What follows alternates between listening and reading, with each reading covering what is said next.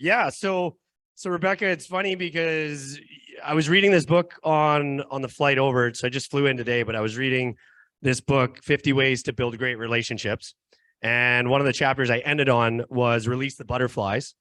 And it talked about, sponsoring events, and the guy that sponsors them makes everybody at the beginning get up, go around, introduce everybody in the room.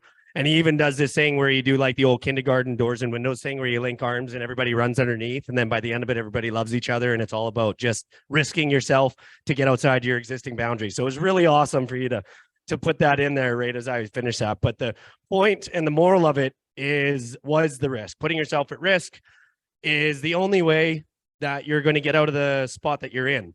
So the little box that you're living in is your box right now. Those are just your beliefs. So the whole scary multifamily thing, just let all that go. Whatever you want to do, you can do it. It's all I did. I'm a blue collar guy. I'm a welder, for crying out loud. So I started welding. I'm born and raised Calgary. Spent 16 years there. Moved to Vancouver about 25 years ago. Moved to Vancouver Island 3 years ago.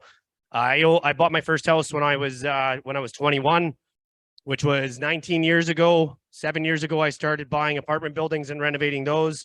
And then the writing was on the wall to move into development. And 2 years ago, I started acquiring land on Vancouver Island. And by I mean we, my team, and I have started acquiring land, and we're moving into development. And we haven't actually built or constructed anything. So just so you guys know, I'm stepping outside of my box. So I've got a lot of land and we got a lot of potential, but I'm learning too. So I'm with you guys. So I hope you guys find value. I don't know where you're at in your investing career, but I'll get a show of hands for a couple of things here. But first, let's just do a little bit of this. That's my family right there. Like I said, born and raised Calgary.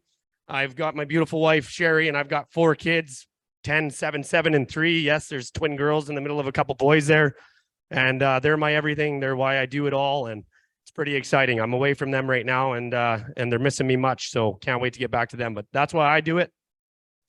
And what else we got here? So yeah, so that's a little bit of the timeline. It's a goofy little picture. It looks like I'm about to say something that I'm going to tell you guys. But this pretty much is just a summary of events that I just told you. 2004, I bought my first home, did a whole bunch of things, owned a welding business, sold that before I moved to Vancouver Island, and got back into commercial multifamily real estate about 7 years ago.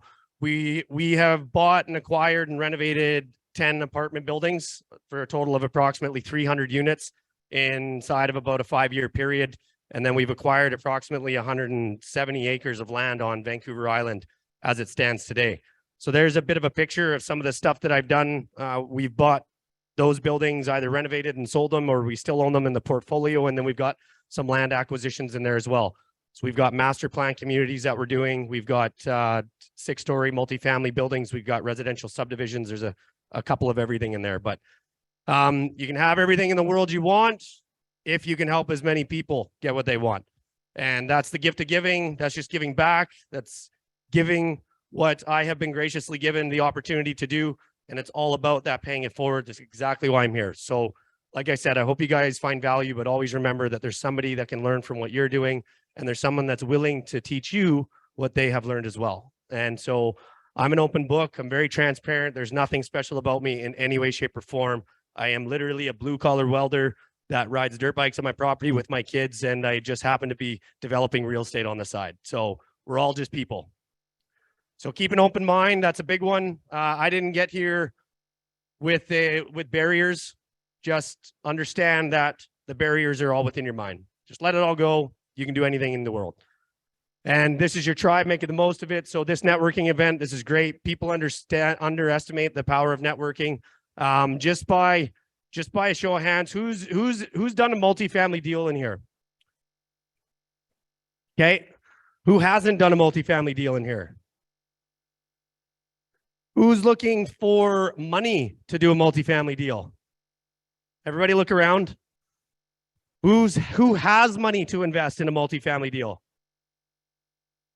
So the last 2 groups that just put up your hands, that's who you should be networking with, right? And then who's looking for a partner to do a deal with? This is real stuff, guys. So that's the networking right there. If we had the right tags in the networking room, it would be, I have the money, I have the deal, I'm looking for a partner, That's what we're all here for. So those are the questions you should be asking if you truly want to grow and find the right people in the room. It's a real thing. I do have to give a bit of a disclaimer. I never, ever have a lot of slides because I talk a ton and I'm already behind. So I've got 80 slides on this thing. And I did it. It happened that way because I haven't done a presentation on renovating apartment buildings. So I had my team build me this out of all the information we had. They slammed it together as 80 slides and they're like, Guy, you're never going to get this done. I was like, don't worry, I'll click through a lot of it. And so we're going to get it done. But what it does have is it has a lot of great content in it. So like Rebecca said, I will give this to James. He can give it to everybody. So the stuff I do blast through, don't worry about taking pictures of it. Don't worry about there being too much information. You'll just get it all and that'll be the real value. So listen more to my words than anything. So types of commercial property, anything that's not residential is considered commercial. Mobile home parks, apartment buildings, retail, malls, you name it. Everything is industrial. It's all considered commercial in one way, shape, or form. And so the difference between a single family property and commercial property, pretty straightforward. It's just more of the same. You got more density, more scalability, but the big difference is the qualifying. Okay, that's the big difference, guys. It doesn't matter. As soon as you get above 5 doors, you're into commercial. And then what that means is that the property is what's qualifying you, qualifying for the mortgage. So residential is based on your qualifying power. Commercial is based on the assets qualifying power. That's the magic of commercial. And we'll get into that a little bit, but that's the real magic behind the scenes of, and the real difference maker there. The benefits is scalability. It's a huge one. More concentrated. I used to own residential. I used to own places all over Canada, like just kind of spread out all over the place. I think I had like 15 residential properties at any given time, and it was a freaking nightmare. It was just, I'd rather have 15 doors in one place, deal with it at one spot, have one property manager. And then 15 doors doesn't even make sense because that's small in multifamily. So I'd rather own 150 doors because then all of the things that you're going to pay for and all the headache you're going to get is located in one place. And then you're focused. You've got the power of scalability, and you can just go from there. Your assets, and then the benefits of it. Like I said, the assets qualify. I just went through the nightmare of trying to refinance my house myself this past year, and it's ridiculous. Like, I'm trying to qualify for a residential mortgage, and I went through the ringer for like 8 months, and it's a nightmare. But yet I can turn around and I can go and buy a $40 million piece of property, and the banks will give me that all day long because they're looking at the asset, not me. It's kind of backwards, but hey, that's what investing in the bigger stuff gets you. So location and neighborhood. So I'm going to give you, like I said, we're going to get 6 steps of the multifamily sort of acquisition cycle. I'm going to go through the whole thing. I am going to be here after. I'm sorry for the people on Zoom for not being able to network after, but James got my info. We're going to talk about a lot of stuff. So choosing your market is just basically, you're looking for all the things that you would want. Where would you live? You're going to want to live in A and B class areas, close to schools, close to hospitals, close to amenities, close to all the things. Any reason that you'd buy real estate is all the reasons you buy multifamily. So the same thing that applies to your house is the same thing that applies to your buildings, because that's where people are going to want to go. That's going to drive the right tenants that you want. That's going to be what keeps the area stable and keeps the value stable. So you've got population, schools, walkability. This is like, A, B, C, and D class. These are just what you think they were. A areas are the most desirable places to live. That's where everyone wants to be. No one typically moves out of those areas. Everybody's trying to get into them. Class B is clean and safe, and it's just where you would live, right? Not quite the top of the market, but you're kind of in there. Class C, you're starting to get to the areas where maybe you're like looking over the fence and there's some things you don't like to see, but still stable. Your rents are probably going to be a little bit below market value, but in this world, I think in this day and age, everybody needs a home big time. So there's not a lot of areas that people aren't willing to move right now just because of that. So the class D, that's your war zone, that's your stay away from.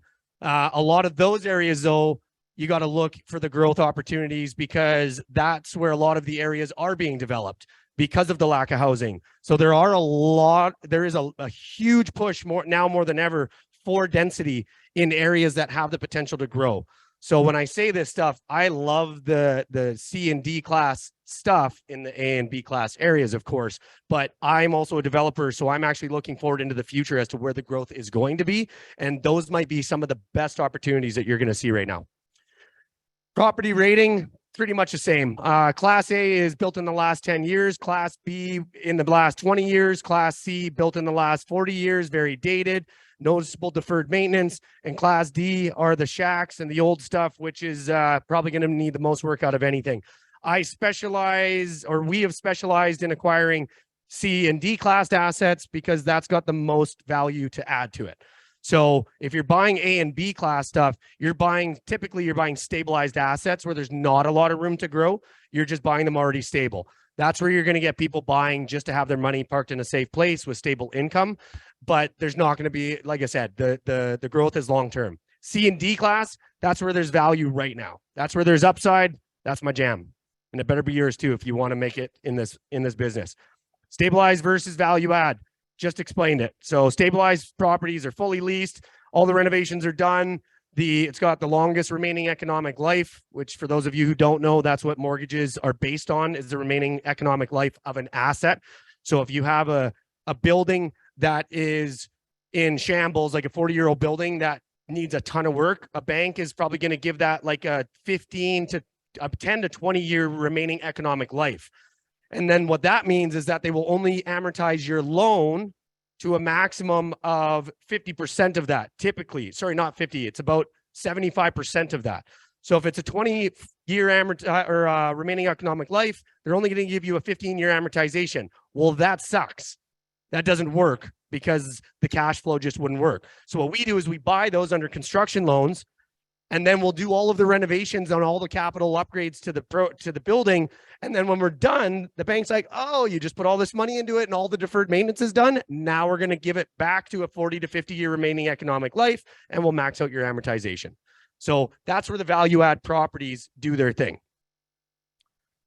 Investment criteria, what to look for, just talked about that. So A and B locations, B, C, and D value add properties. That's what you got to look for. So that investment map that they were showing was perfect. That's what you should be looking at. You should be looking at those maps and identifying the areas where people want to be. And then you want to go and search for the buildings that are in the worst condition in those areas. That's it. Can't change you can change a building, you can't change a location. So finding it. So a little bit, another disclaimer here. This is mixed. Like we've looked at real estate in the US. So there is some US sort of mentality behind this. Alberta is the last only place in Canada that is a landlord friendly market. I come from BC, where we, over the past 4 years, have implemented some of the most stringent tenancy laws in Canada, which is basically everywhere now, except for Alberta. Your window is closing. I'll tell you that right now. It is closing because I already saw on Facebook that there's petitions being signed for rent control in Alberta. It will come, I promise you. The housing crisis will force the province to put the rent controls in. It's only a matter of time.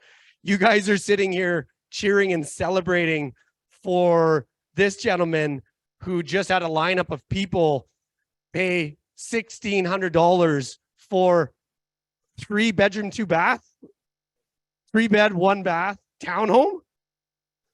So you can't even get an apartment now, a 1-bedroom apartment for less than $1,600 on Vancouver Island.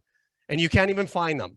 They're not even available. Like people will wait in line to hopefully find a place. That's a real housing crisis where people don't have a place to go. And that's real where we're at. And yes, it is an isolated market, but this influx of people, the population increase from you guys, the immigration that's coming from the provinces, there's a lot of people coming here because not only can they not afford where they're coming from, but they literally just can't find the housing. So you guys do have an opportunity to grow here, and you do have an opportunity for upside. I guarantee you your window is going to close faster than you think. So watch the market, act quickly, don't mess around. Always buy wholesale, have a deal finding mindset, go direct to seller. these are all things. So going direct to seller is the best way to do that. I hate to say it, but anything that goes through a realtor is on the market, and typically everybody knows about it. They're few and far between. But if you really want to be successful in this game, you want off-market deal flow. You want to be pounding on doors. You want to be talking to property managers. You want to be talking to maintenance people. You want to be finding out who the owners are, doing title searches, going direct to these people. Once you learn how to analyze deals, you'll be able to analyze them with a napkin before you even talk to the owner, and you'll know what your price point is. I'll go through all that. But the rules of the road are driving for dollars is the same thing as driving for deals, trying to find them. I bought in a market in Vancouver that it was impossible to do that because it was so hot. Nobody would even think about doing a private deal because they could list it on the market for top price. It'd be multiple offers and it'd be gone in 60 days. There was no incentive. Now that's going to start to change. All of the interest rates that are increasing, there's going to be a flood of inventory on the market. There's going to be a lot of people that can't make their payments the same way that they could. And they're going to be distressed properties and distressed landlords. That's just a thing. And it's starting to happen right now. So this is a perfect time to be sending out stink offers, low offers, creative deals, creative options. There's going to be a lot of people looking at that. I don't have a lot in here about creative stuff, but that's also my jam. Thinking outside the box, vendor takebacks, getting them to do the financing, extended closings. There's a lot of things that you could be doing. And a lot of that stuff is tough to get through realtors that don't understand investing. Now you are in the room of investment-minded realtors that understand better than anybody. So those are your best friends because they'll understand how to get a deal done properly that works for you, and they can talk creative language. There's a 90% of the realtors and brokers out there just don't speak that language because they don't know any better. So they're used to typical deal structures and there's so many better options that you could use. So where to search daily? You can search online, search wholesalers. And sorry, I want to back up with the realtors too, because if you have a good relationship with your realtors and brokers, those relationships come from reputation. So if you have the ability to close and execute, and you can showcase your ability to rinse and repeat and be successful at what you're doing, that's when you're going to start to get pocket listings from the realtors, because the realtors are going to know a deal's coming up, and they're going to know that only a small percentage of people will actually get it done, and they want a deal to get done. So that's when you can start building relationships with people so that they're going to bring you the deals first. You get pocket listings, you get them off market, you kind of get them through the broker, but they're off market. Driving for dollars, all the things, online, Craigslist, watch for it all. Once you get to know your market good enough, you're going to understand when a good deal is. That's why they say to go make 100 offers, you're only going to get a response from 10, and you're only going to likely make an actual offer on 1 or 2. Because once you've done 100 assessments and 100 underwriting deals and 100 napkins and 100 communications and 100 offers, you're going to have a very good idea what the range of value is for your market, so that when you see a good opportunity, you know it immediately. You don't have to guess. You don't have to ask anybody. You can just jump right in and get to business. Direct mailouts, postcards, letters. This is all getting information from the owners and building your reputation over time and getting the information out there. Those are absolutely some of the best ways that you can get it. Some of my best development deals right now were either direct to seller, or they were distressed properties where we found value where nobody else did find value. And we got creative deals done that I wouldn't be in the development game on half of the deals that I had if we weren't able to do the creative options to get it across the line. One of the examples is the 14 acres that I did, that we did acquire last year. We were working on it for 3 years. It was a distressed property, 14 acres, south end of Nanaimo. Now people think it's ridiculous that it didn't sell, but of course at that time it just wasn't as hot as it was. And it's a ex-construction fill site, and it was on the market for 3 years. Nobody would touch it. We went in, and the guy wanted a higher price than it was worth at the time. We were like, okay, well, why don't you just give us 100% financing and we'll do the deal. He countered with like 600 grand more than what his freaking price was. So that's when we were like, okay, well, 100% financing, we'll take it. And surprisingly enough, he countered me at 90% financing, 1.9% interest rate for 5 years. $2.8 million for 14 acres. That's one of our developments in Nanaimo. That deal took about 6 months to get done. I was looking at it for about 1.5 years. Our team was assessing it during that time. But if we didn't put it out there to him and asked for those options, we would have never got it. And the banks would have never given us a loan. Would have been a land deal, a dirty land deal, mind you. It would have cost us millions to put down, and it would have cost us millions to carry it for a 5-year period. Just ask the questions, guys. Get familiar with the creative aspect of it. And again, I might be talking, a little bit of foreign language just to people when we're talking about the creative options and vendor takebacks and stuff, but there's creative deals out there that can help you get started into real estate, not going the normal path, which is a very hard path to go down. So existing network, all of your current contacts, all of your notaries, all your lawyers, brokers, commercial insurance agents, put it out to everybody that you're looking for properties.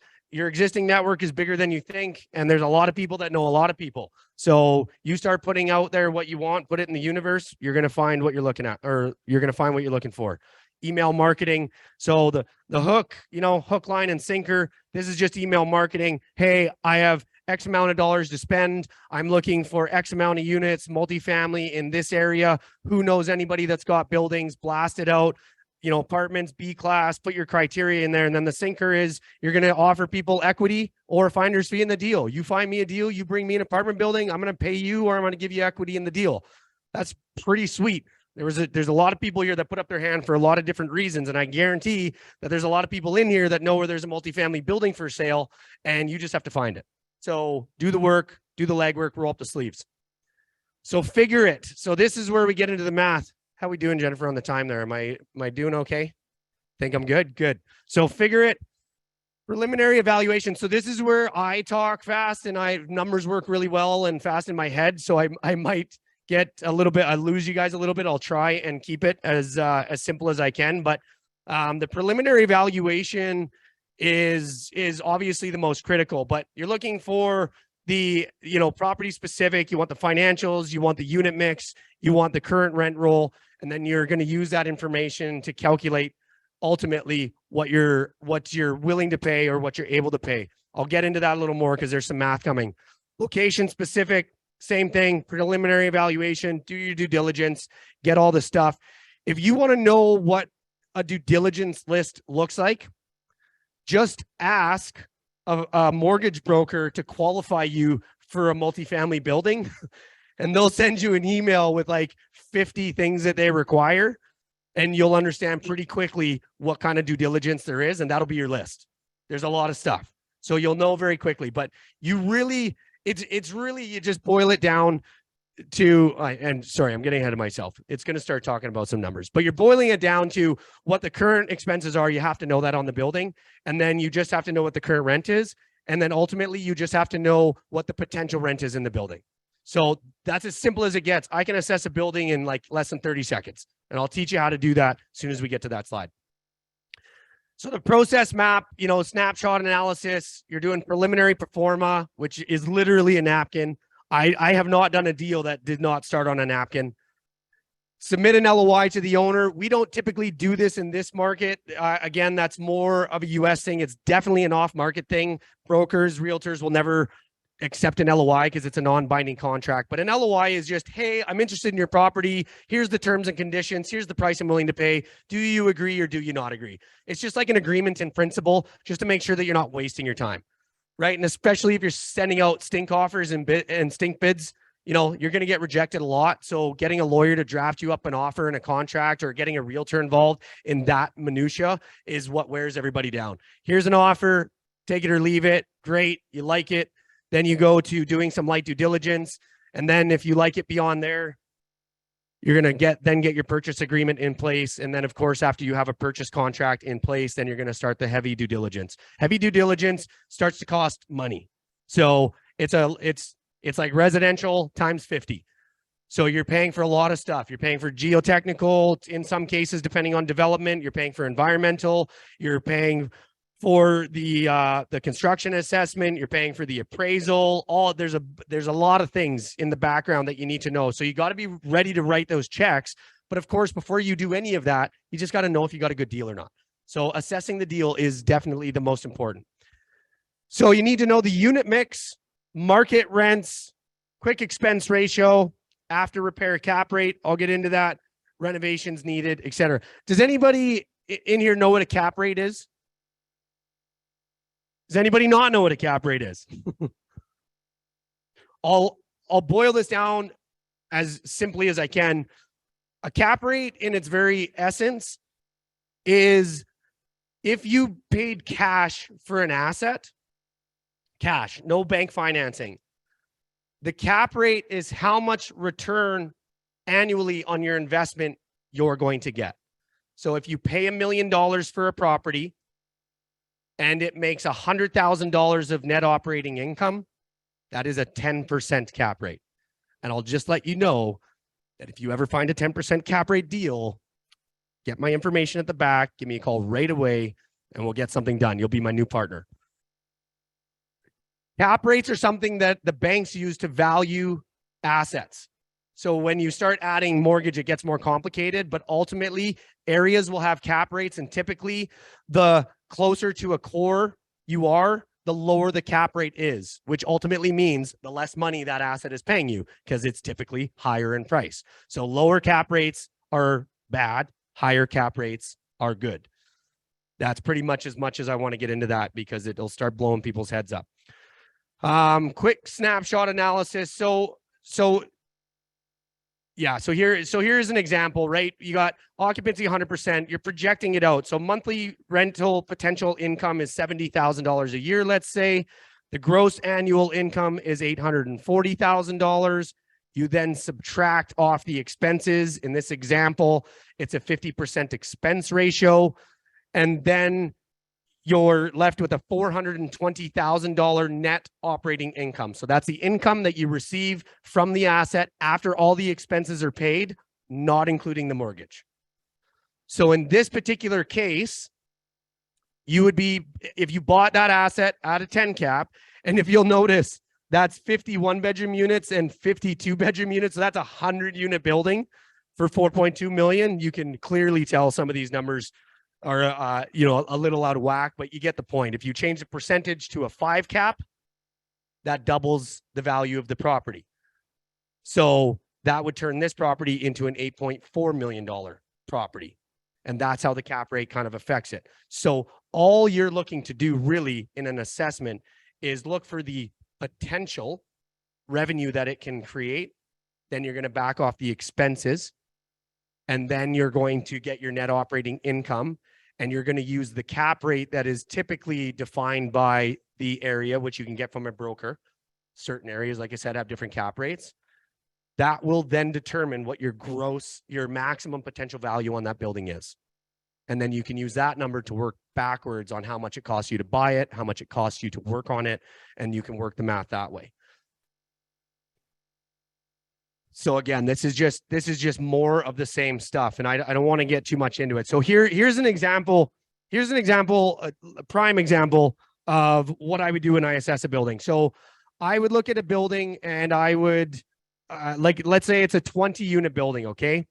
So I would look at a 20-unit building, and let's say the rents. You want to pull out a calculator just so we can do this real time? This is exactly how I would assess a building. So I find a 20-unit building. And the current rents are $800 a month. So 20 times 800 times 12 months. So 190,000. Back off, so minus 50% expenses. Right? So you got it. That's a $96,000 net operating income, assuming the expenses are 50%, but just roll with it. So now divide that by a 5% cap rate. 1.9 million. So that would tell me the value of that building and that asset in its current state as a bank would assess it, approximately 1.9 million. Okay. So start over again. So remember that number 1.9. This is really burning my time, so I'm gonna have to skip through some slides. But you go $1,600 a month times 20, and it's not exactly double, so bear with me. Times 12. Now you've increased the value of the building or the revenue to what? 384,000, but you didn't really change the expenses because the expenses all stayed the same. So now let's say your expense ratio is gone to approximately 35%. So back off 35%.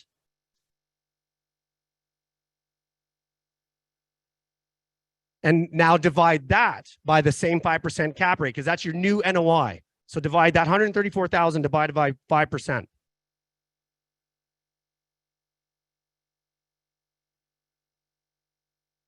$2.6 million. So that is that math right? Because that it should have gone higher than that. So I don't think that math is right. But if you, the point is, that's how I would calculate the gross. So let's just say the max potential of that building is $2.6 million. And let's just say it's 1.9. You're going to buy it at 1.9 and you're going to figure out how much money you need to renovate it to get those units up to the $1,600 rent. Sometimes, like in Alberta, like it's happening right now, you might not need to do anything other than just give people rent increases or do it on natural turnover. Yeah, 4.9 million. Thank you. So the gross potential from a 1.9 actually just went to $5 million. Okay, so $5 million potential on a $1.9 million purchase, but you have to renovate those 20 units. So let's assume a $55,000 per unit renovation cost. So 55,000 times 20, it's going to be about just over $1 million, right? So 1.1, add that to the 1.9 you paid to purchase it, you're at $3 million. But your building's now worth $5 million. Now you refinance it at your 75% loan to value, you're going to get a $4 million, $3.7 million loan on your $3 million cost. You're going to pocket 700 grand and you're going to walk away with a $5 million asset basically for no money left in the deal. Now that's a really idealistic version, but that's the reality. And people are like, well, why would the bank give you that much more money? Well, because they're not qualifying you anymore. They're qualifying the asset. The second you increase the revenue, you increase the value. We'll take questions at the end because please remember them, but I'm already behind here. So increase the value and decrease expenses. That's it, guys. Like there's not much more to it. We're going to go through the whole slide, but just remember that. That's exactly the math that you're going to use to assess any asset that you do. That applies to all commercial assets, all commercial real estate. So your goal is to find it for the lowest cost you possibly can, and then find ways to increase the revenue and decrease the expenses. And then you're going back to the bank all day long to get your money out, and probably your investors. So submit the letter of intent that outlines the deals, obtain the property financials. So the taxes, the profit and loss, the financials, those are all the things that you're going to do to verify the actual expenses on a building. We just use rough numbers on a napkin because that's how we determine if it's even worth going to the next step. Attorney drafts it.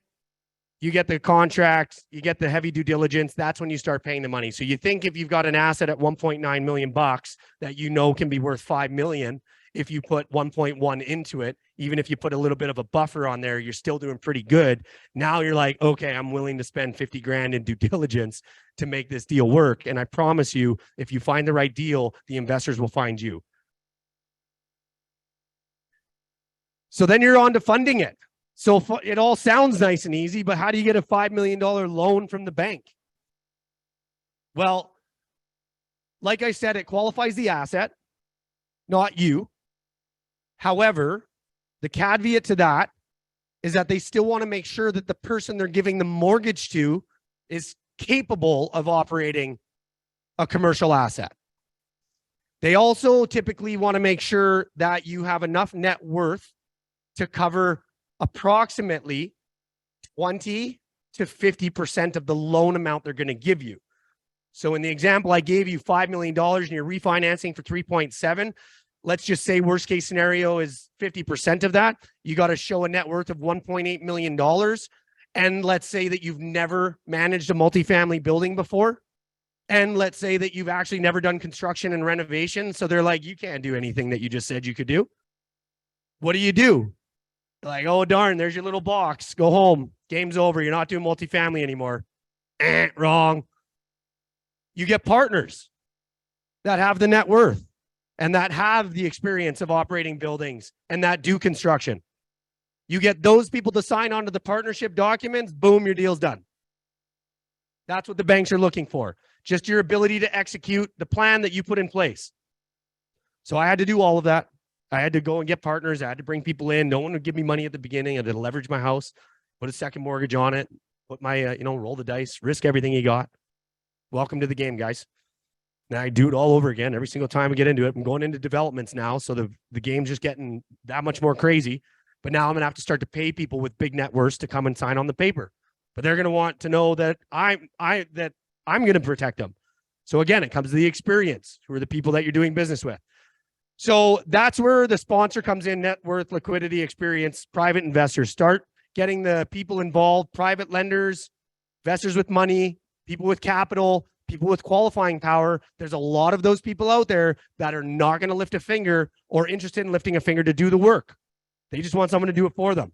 Those are the partners you're looking for. If you're looking to fill the gaps, look for partners that fill them. Raising private money, people lend based on the asset, the return, the borrower, all the things I just said. That's a given. So those are the things that you got to take into consideration. When I was doing the construction and renovation, I've got experience in the construction industry, but I wasn't the guy that was going to be pounding the nails or running the crews on site. So I wound up partnering with my brother-in-law. He was the contractor for the first deal that we did. He brought that construction experience to the table when we did it. That satisfied the banks. That gave me the confidence that we had somebody in place that was doing the deal at the time, right? And then the borrowing came down to us and the asset and all that fun stuff. Our asset at the first acquisition was small enough that we qualified ourselves. So that's building up. Once you own an asset worth $5 million with only 3.7 of debt on it, that means then your net worth just went up $1.25 million or $1.3 million, split between whoever the partners are. But that's how then you can leverage that to go do it again and again and again. There's the growth game. So develop relationships with many lenders. Like I said, start talking to the brokers right now. Start finding out what it takes to qualify. Start building those relationships. Yeah, you might be new, but you're not going to be new for long. My first deal was done with our brokerage company that, didn't give us the time of day at the beginning, although they did because they wound up getting the deal done. We did another deal. And then after that, I needed help on structuring these deals on a regular basis. So once I did 2 deals, my mortgage broker, I actually made him a partner in the rest of the deals that I did because he knew the numbers better than anybody. And he also knew how to qualify the deals. And it brought some sophistication to our group and it put us at the top of the pile for financing. It was a strategic relationship. He got a little piece of every deal that we did. It was a great thing. Control the money. Yeah, have a deposit. This is the process of getting lenders. You got to have your paperwork in order, the deal overview, the term sheet, financial analysis. So this stuff, the providing to lenders, this is not only stuff that you would do for the lenders, you do this for everybody. You have to do this for your private lenders. You have to do this for your partners. If you're looking for partners, you got to know this stuff. You got to know how the deal pencils out. You got to know the construction cost. You got to have a very good understanding. You got to know the soft costs. You got to know all of the back end costs. Got to add the financing in there. You got to amortize it over the term of the construction that you're going to be doing. Ultimately, that winds up in an investment package, which is exactly what I have at the back for some deals that I'll share with you guys at the end. But the investment package puts all the information, consolidates it, shows that you know what you're talking about. And although you might not have any money or any experience or any reason to have any part of the deal whatsoever, you've at least done the work to understand it better than anybody else. And that's what people will invest in. They'll invest in your ability to understand the process. Because if you can limit the risk from the people involved in the deal by understanding what not to do, that's what's going to get people through the door. So make sure that you do the work to understand that in your learning process so that when you do go through the process, you've got some reputation right off the bat. This is just more what the numbers on loans look like. I don't need to get into that right now. The subscription process, this is if you're looking to bring partners on, which we do all the time. We have multiple different deals, multiple different investment structures, but they make the commitment. In our deals, we have to create the partnership. So there's a big legal cost to create. We typically do limited partnerships, LPGPs, they're called, general partnership, limited partnerships. We are the general partner. The operators of the deal, the investors are the limited partners. We have to create the paperwork, which is all based on your financial projections and your deal. Then you're going to go out and get a legal document that explains all of what you're going to do. And then that's going to turn into a subscription agreement where people, if you're lucky, are going to sign and invest their money in your deal. And then it becomes a legally binding relationship where they're investing into your plan and you are the person responsible for doing it. And a lot of people in here are probably investors into other people's deals. That's what we look for on investors, but we also look for partners with capital. We also invest in deals. There's a lot of stuff we do. Process is pretty straightforward. Find the deal, put it together, and if people like it, they'll invest in it. And that's why you got to spend your time finding the right deals, making sure that you got a good one. Value add game plan. We already talked about it. Increase expenses or increase income, decrease expenses, work with multiple people, understand your contractors. Contractors, I will tell you, contractors and property managers will make or break every deal, period. You better have a great relationship with someone that you trust in those two categories, because if you are budgeting $55,000 a door and your deal depends on it and that turns into 70, you're in trouble. You hit a point where there's nowhere else to go. The banks will not finance any more than the building's worth, nor will they cover any overages if you didn't plan for that at the beginning. Property managers are the asset managers, which we'll get into as well. How we doing? We're still on time? Kind of getting there? Fix it, fill it. So stabilize your investment. That's pretty much it. Do all the work. So the property management, we'll just give you the rundown. Guys, your property management, right now you're in a luxurious position where people are coming and you got a 30-person lineup. I think you're going to see that for a while now.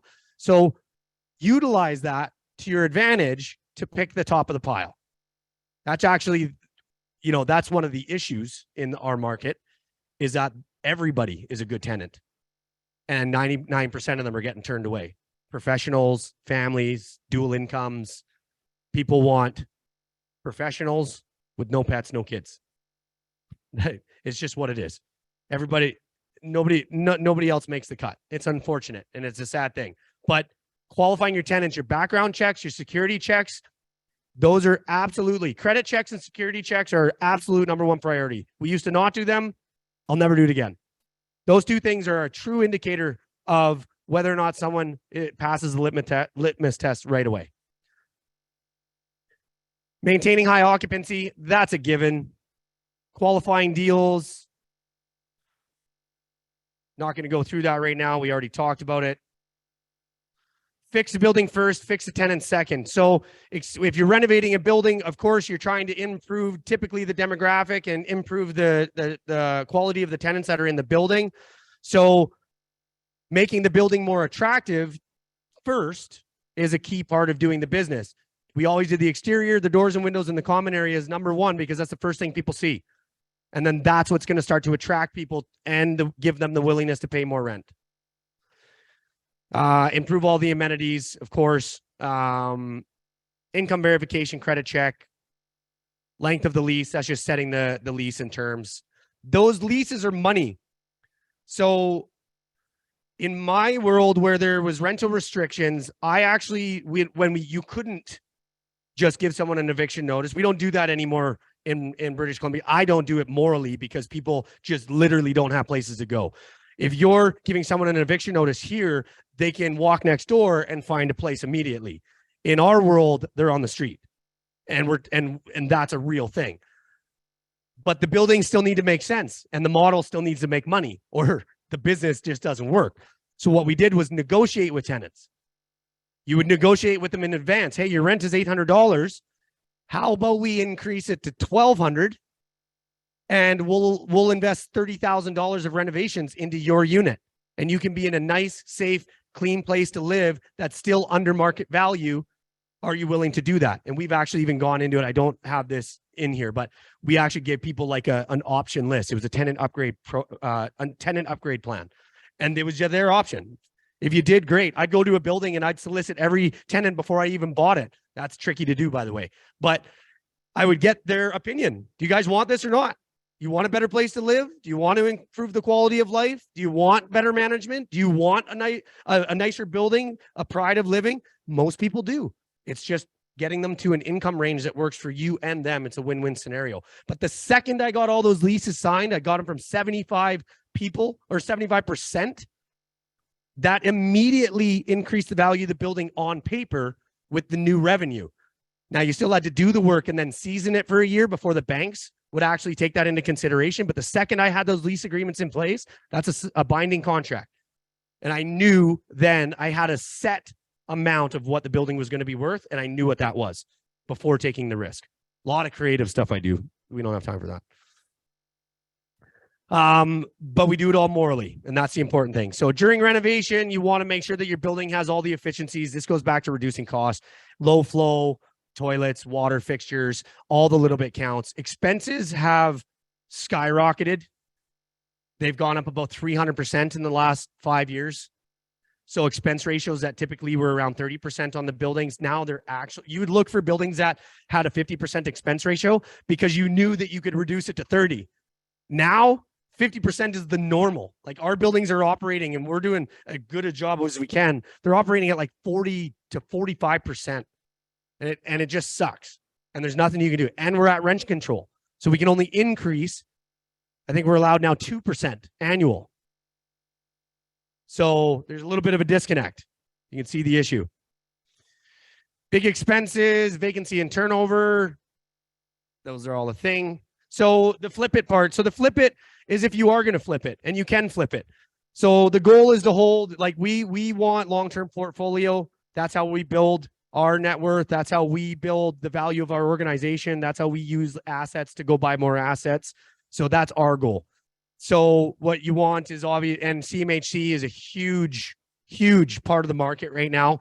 They offer the best terms at the lowest rates, and they focus on purpose-built rentals. And because there's a housing crisis, that money is available to pretty much anybody who's willing to go and get it. Those are by far the best loans that you can achieve. However, CMHC also values things the lowest. They use the most conservative assessments. So if you don't have a building that is maximized in its rent and minimized in its expenses, then typically your loan amounts don't work for acquiring older assets. So what you do is get a construction mortgage to do the renovations and to get you through the year or two of stabilizing the asset with a plan that CMHC will be your refinance at the end. The question is, are the tenants in there for the construction period? Depends on what your plan is. If you're rolling people over in the building and you're moving them from unit to unit, then yes, they're in there.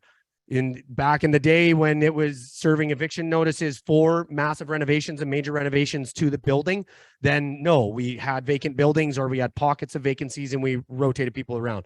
I am not, just so everyone's aware, I will never, ever evict a tenant ever again for renovations. It's just not, it's not in my morals to go into a building and to give mass evictions in a market where people are in a crisis and can't find homes. If they could go next door and find a place, perfect. I'll get back into it. But we're never going to see that again. It's just not going to happen. This market has the opportunity still where there is a lot of flexibility and you can negotiate and you can be a good person and you can talk to people. It's okay to talk to your tenants. I've done financial presentations for them to show them what I'm planning to do with the building, how much money we're looking to put into the building, and how much rent we need to achieve in order to make the plan viable. And I just talk to them about it. It's a reality. And that's the human factor of it. And I'm telling you, my success rate is 75% or better for the people, the tenants in the building that are willing to work with us on the game plan. Just talk to them. Be a human. Don't be a landlord-tenant relationship. Just be a person. You'll be amazed at what you can accomplish. And then managing the property. Managing sucks. Property managers, I'm sorry if there's any watching that are in the room, but they can suck the worst and they can suck the life out of your building. And if you want to make sure that that is not the reason that your building goes under, then you've got to manage the manager. So you're pretty much overseeing all of the work anyways. I'll tell you right now that we've just fired our property manager on our assets, more so because we have to lower the costs and we got to get a maintenance manager in there that can do a lot of the work that typically contractors would get. But in this kind of a case, in this kind of a market with costs so high, we're now implementing a building manager and we're going to self-manage, and we're implementing that across all of our properties. So the more we know it and the more we have a handle on it, the less risk we have. So property managers are typically 5 to 10%. There are great property managers out there. We just haven't found any. So anyways, in-house management, remote office staff, virtual assistants can do a lot of the work. But again, that's process oriented. You got to know your game.